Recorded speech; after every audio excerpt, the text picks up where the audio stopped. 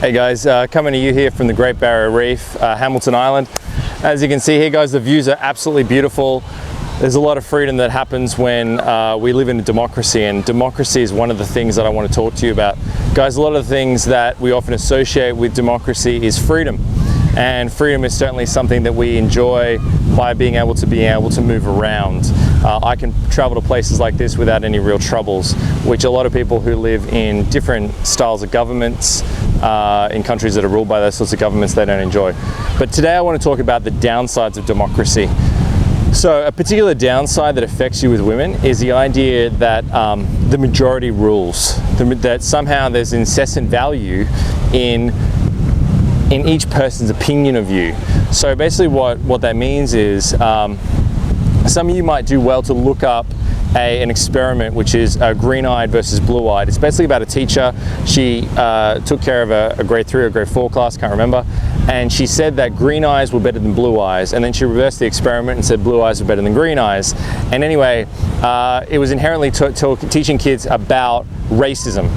And what that experiment was good for was it actually taught you about how she employed the use of the majority has some sort of inherent value. So what if you disagree with the teacher and you said, no, I'm not bad because I've got green eyes, she then would ask the whole group, and the whole group of the kids in the class would say, yes you are, and you would see the kids' self-esteem plummet. She also takes this same program into the workplace, into workplace environments, and in there too you see it. The moment that someone disagrees with the fact that they're worse because they have green eyes or blue eyes, they'll challenge this lady, and then she will then employ the people around her to say, well, do you agree what this person's saying? And the majority of the room will say, no, I don't, and you see the person's self-esteem plummet. And that's what I want to talk to you today about, guys, because sometimes you'll be in a room, sometimes you'll be in a club, sometimes you'll be out during the day, and sometimes you might even have friends around you, and the majority of the opinions about you is that you are a lesser quality human being in some respect, that there's something wrong with you, that you're not doing as well as you think you are, that you're not as talented as you think you are, that you're not as great as you think you are. And those are the people you need to disqualify out of your life and disqualify their opinions.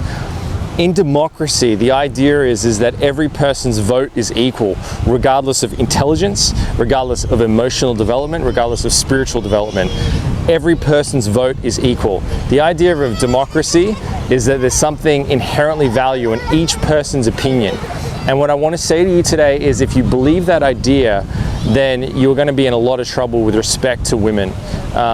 The idea that every person's opinion is valuable is not necessarily true. It's how a democracy works. Democracy is the best vehicle we have at the moment. But as Winston Churchill said, if you want to have a case against democracy, have a 5-minute conversation with the average voter. Now, I'm not some communist, I'm not some anti-democracy kind of guy, but I'm saying be aware of the influence that democracy has had on your paradigms of the world.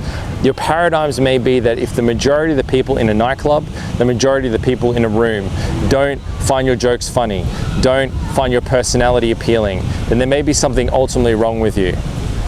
Guys, I want to say that that is absolutely not true. That sometimes you are in a room with people who have a very low intellect. Sometimes you're around people that have very low emotional development. And when you're around those people, you want to disqualify their opinions and you want to state your truth, which is you're more emotionally developed, you're more intelligent. The chances are that you're listening to this means that you're probably a highly intelligent, highly emotionally developed human being. And those are the opinions you want to strengthen and reinforce within yourself, guys. I love democracy. I love that I live in a democratic country, but be aware of its flaws, be aware of its vulnerabilities, and don't take them with you when you go out and you meet women and you're around people who may be having opinions about you. Disqualify people, look at people and ask yourself, are they really qualified to make an intellectual, intelligent opinion about you and your skill set? Take care, my brothers. All the best. Lots of love. This is Andrew. Take care. Bye-bye.